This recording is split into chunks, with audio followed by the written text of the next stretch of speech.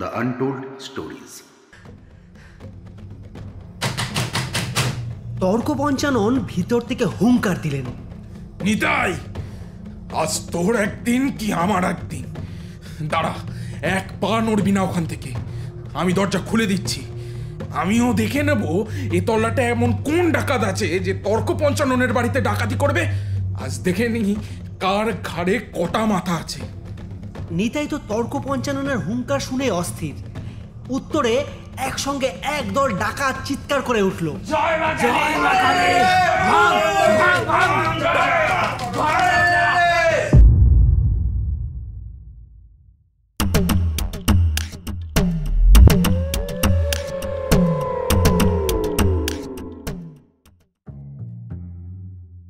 আমরা নতুন নতুন গল্প বলতে ভালোবাসি। রহস্য, রোমাঞ্চ, কল্পকাহিনী, ভয়, প্রেম, হাসি, সামাজিক গল্প, এছাড়াও প্রবন্ধ, রম্য রচনা, ইতিহাস, সমগ্র সাহিত্য জুড়ে আমাদের প্রয়াস। তাই সাথে থাকুন, শুনতে থাকুন দ্য আনটোল্ড স্টোরিজ। গল্প পাঠে সুরজিৎ প্রামাণিক, আবহ পরিকল্পনা ও অন্যান্য চরিত্রে ময়ূখ চ্যাটার্জি, সামগ্রিক পরিকল্পনায় অঙ্কনশ্রী হালদার এবং জগদম্বার ভূমিকায় রুমি মুখার্জি।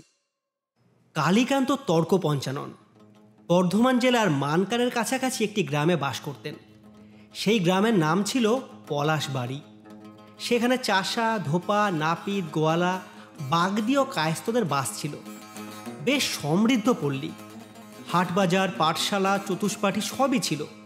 হাটে ও বাজারে নানা জিনিসপত্রের আমদানি হতো। গ্রামের চারদিক বেড়িয়া খাল, দূরে দামোদরের একটা বাঁক। তখন রেলগাড়ি ওই দিকে যায় না।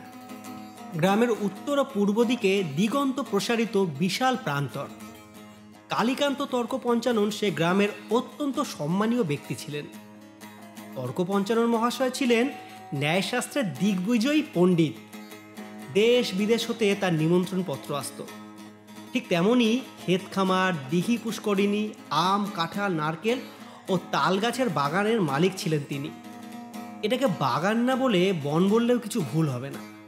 আর এই বনের পাশেই ছিল আরও একটা দিঘি। এই দিঘির নাম কৃষ্ণা দিঘি।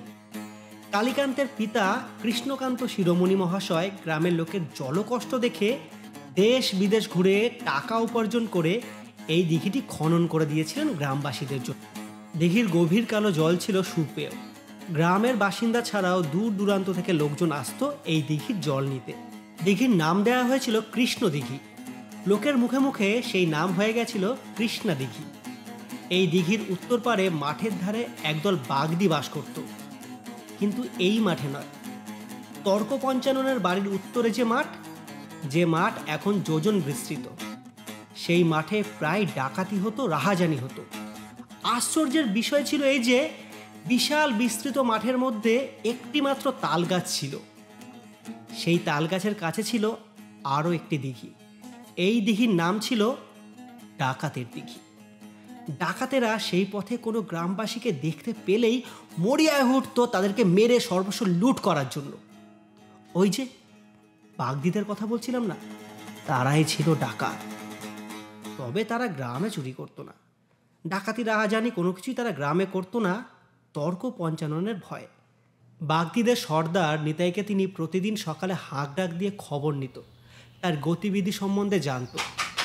কিরে নিতাই, কাল সারা রাত বাড়ি ছিলিস তো? কোনো কুকর্ম আবার করিসনি তো? হ্যাঁ দেবটা। ওরে, চুরি ডাকাতি করে কারোর পেট ভরে না। চাষবাস কর, আর ওসব করিস নে। একদিন ধরা পড়বি, তারপর মনে রাখিস এই কিন্তু কোম্পানির আমল। আগে দেবতা, সেসব জানি, বুঝিও সব। তবে এই মনের ভিতরে শয়তানটা যে রাত দুপুরে জাগিয়ে তোলে। বেশি শয়তানকে জাগিও না, তাহলে কিন্তু বিপদে পড়বে। তর্ক পঞ্চানন নিতাইয়ের উত্তরে হাসলেন মাত্র। এই নিতাই কিন্তু মনে মনে ছিল তর্ক পঞ্চাননের ভীষণ শত্রু। পলাশবাড়ি হতে 4 ক্রোশ দূরে ছিল থানা। থানার দারোগা ছিলেন পূর্ববঙ্গের একজন নামকরা পুলিশ কর্মচারী। ডাকাতেরা তার ভয়ে কাঁপত। সেই পুলিশ কর্মচারী সদরে লিখিত দিয়ে অতিরিক্ত 50 জন সিপাহী তার থানায় আনিয়েছিল। ডাকাতরা জানতো এর মূলে আছেন স্বয়ং তর্ক পঞ্চানন। দারোগা মাঝে মাঝে তর্ক পঞ্চাননের বাড়িতে আসতো, ডাকাতদের বিষয় সম্বন্ধে খবরও নিত। এই জন্য ডাকাতেরা তর্ক পঞ্চাননকে খুব একটা ভালো চোখে দেখত না। লোকে বলতো তর্ক পঞ্চাননের ঘরা ঘরা টাকা। ডাকাতেরা সুযোগ খুঁজত, কখন তর্ক পঞ্চানন বিদেশে যায়, ব্যাস সেই সুযোগে তারা তার বাড়িতে ডাকাতি করবে। তর্ক পঞ্চানন গ্রামের বাইরে গেলেই নিতাই সর্দার বেপাড়ার ডাকাতদের সংবাদ দিত, কিন্তু কোনোবারই সুযোগ পেত না ডাকাতির। এই কথা তর্ক পঞ্চানন মহাশয়ও জানত। সেই জন্য উনি কোথাও গেলেই সঙ্গে 4 জন ছাত্র ও কানাই বলাই নামে 2 ভাই গোয়ালা মল্লকে নিত।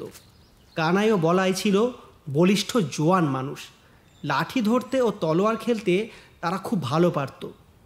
100 জন ডাকাত দস্যুকে ঠেকাবার শক্তি ছিল তাদের। আর তর্ক পঞ্চানন মহাশয় নিজেও ছিলেন দীর্ঘকায় বলিষ্ঠ পুরুষ। 50-এর উপর বয়স হলেও তার ঋজু দেহ, সবল বাহু এবং দ্রুত গমনক্ষম পদযুগল, দিব্য গৌরকান্তি, চন্দন চর্চিত ললাট প্রকৃতি ও সতর্ক গতিবিধির জন্য কেউ তাকে আক্রমণ করার সাহস পেত না। তিনি যে শুধু শাস্ত্র ব্যবসা করতেন তাই নয়, সঙ্গে লাঠি ধরতে এবং তলোয়ার খেলতেও ছিলেন দক্ষ। কিন্তু গোপনে গোপনে ডাকাত দল পরামর্শ করত।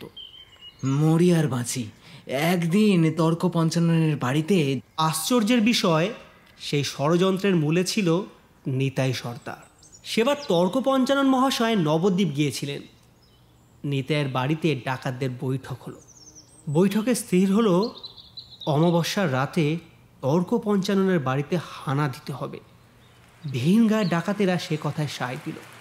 শ্রাবণ মাস, মাঝে মাঝে বজ্রনিনাদ হচ্ছে, অবিশ্রাম বৃষ্টি, ঝমঝম শব্দ, রাতে ঝড় বাদল হচ্ছে।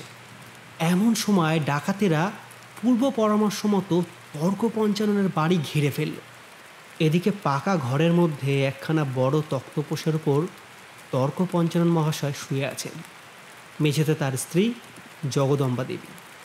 জগদম্বা দেবী নিচে বসে গল্প করছে। সেদিন সন্ধ্যার আগে তর্ক পঞ্চানন নবদ্বীপ থেকে বাড়ি ফিরে এসেছিলেন। এদিকে ডাকাতের দল সুযোগ বুঝে সেই দুর্যোগের রাতেই ডাকাতি করতে এসেছে তর্ক পঞ্চাননের বাড়িতে। এমন সময় জগদম্বা বলে উঠলেন, শুনছো, বাইরে মানুষ এসেছে। তর্ক পঞ্চানন উত্তর দিলেন, এমন দুর্যোগের মধ্যে কি মানুষ বাইরে বেরোতে পারে? ওই ওই শোনো শব্দ। ও শব্দ তো গরুর পায়। গরুর 4 পা, তার পা ফেলার শব্দ আর মানুষের পা ফেলার শব্দ কি বুঝতে পারো না? এইবার তর্ক পঞ্চানন মশাই বুঝতে পারলেন তার স্ত্রীর অনুমান অসত্য নয়। তিনি একটা জানলার কাছে গেলেন। গিয়ে জানলা ফাঁক করে দেখলেন বাইরে অনেক লোক, সকলের হাতেই রকমারি হাতিয়ার। একবার বিদ্যুতের চমকানিতে তিনি দেখতে পেলেন তার প্রজা নিতাই বাগদি দস্যুদের পথ দেখে নিয়ে আসছে। আজ কিন্তু সর্বস্ব লুট করে নিয়ে যাবো। তাকে এতদিনে বাগে পেয়েছি, আজ ঘর পাকা, সোনা দানা কিচ্ছু ছাড়বো না।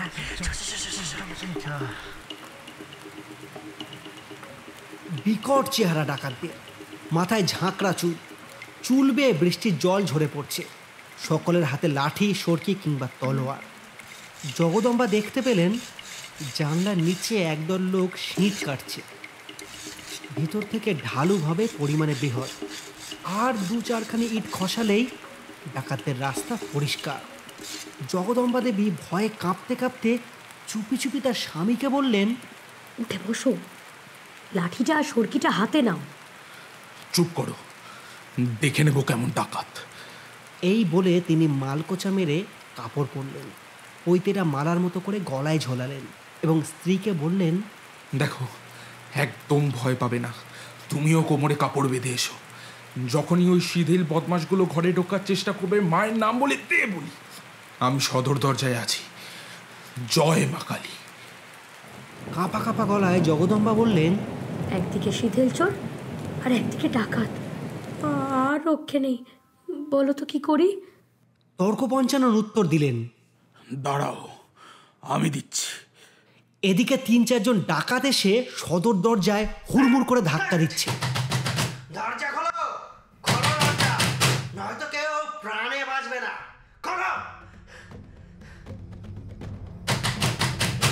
তর্ক পঞ্চানন ভিতর থেকে হুঙ্কার দিলেন, নিতাই, আজ তোর একদিন কি আমার একদিন। দাঁড়া, এক পা নড়বি না ওখান থেকে। আমি দরজা খুলে দিচ্ছি।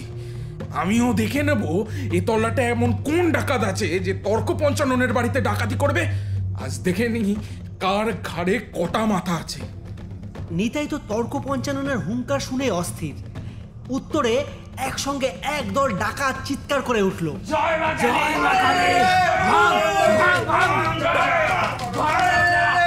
ডাকাতদের চেঁচানিতে কানাই, বলাই ও ছাত্রের দল সজাগ হয়ে গেল। তারা দৌড়ে বাড়ির দিকে এগিয়ে আসলো।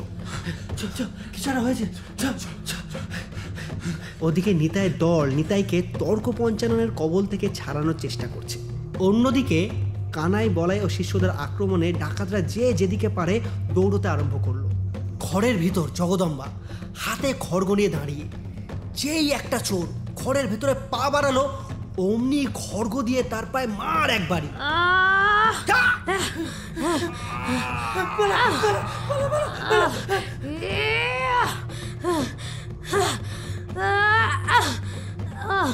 তার অবস্থা দেখে তার সাগরে তাকে ফেলেই পালিয়ে গেল। বাইরে গোলমাল সুরে জগদম্বা দেবী উঠোনে এসে দেখলেন তর্ক পঞ্চাননকে ডাকাতরা আক্রমণ করছে। তখন তিনি চুপ করে থাকতে পারলেন না। সরে যা, সরে যা, সর বলছি। ডাকাতি করা, হ্যাঁ, আমার বাড়িতে ডাকাতি করা, এই না।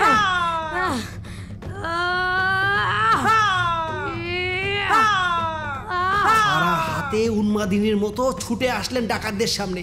যাকে পারলেন খড়গ দিয়ে কোপ দিতে লাগলেন। সেই শক্তিশালী নারীকে রণরঙ্গিনী কালিকার মতো দেখাচ্ছিল। পরস্পরকে জাপটাজাপটি ও আঘাতের পর আঘাতে নিতাই ও তর্ক পঞ্চানন দুজনেই প্রায় অচৈতন্য হয়ে পড়েছিল। সকাল হলো। গ্রামের লোকেরা এসে দেখলো কয়েকজন ডাকাত ধরাশায়ী হয়ে পড়ে আছে। বাড়ির চারদিক রক্তে রঞ্জিত। বাড়ির ভিতর একটা পা কাটা চোরও পড়ে আছে। সকলে মিলে তর্ক পঞ্চাননকে ধরাধরি করে ঘরে নিয়ে গিয়ে শোয়ালো এবং তার সেবা করতে লাগলো। তারা নিতাই ও অন্যান্য ডাকাতদের শক্ত করে একটা মোটা দড়ি দিয়ে বেঁধে রাখলো। গ্রামের লোকেরা থানায় খবর পাঠালো। দারোগা এলো সদল বলে। দারোগাবাবু সব দেখে শুনে ডাকাতদের চালান করে দিলেন শহরে। তর্ক পঞ্চানন মহাশয় এখন অনেকটা সুস্থ। দারোগাবাবু তার মুখে সমস্ত কথা শুনে বললেন, রণপণ্ডিত বটে, ধন্য আপনি। আজ আসি, আবার দেখা হবে। বিচারে চোর ও ডাকাতদের গুরুতর শাস্তি হলো। সেকালে সেই অঞ্চলে লোকের মুখে মুখে শোনা যেত তর্ক পঞ্চাননের এই ডাকাত ধরার সত্য কাহিনী। এই ঘটনার পর ওই গ্রামে আর ডাকাতি হয়নি। এ তো ছিল পলাশবাড়ি গ্রামের সত্য কাহিনী। আপনার জানাশোনা বা আপনার গ্রামের এরকম কোনো কাহিনী আছে নাকি? থাকলে আমাদের সাথে ভাগ করে নিতে পারেন। আমরা আপনাদের সত্য গল্প আমাদের বন্ধুদের শোনাব। নোটে গাছটি মুড়লো। আপনি তো শুনলেন, আপনার বন্ধুরাও শুনছে তো? আপনার বন্ধুদের জানিয়ে দিন, ডানটোল স্টোরিজ আবার নতুন গল্প নিয়ে হাজির হচ্ছে।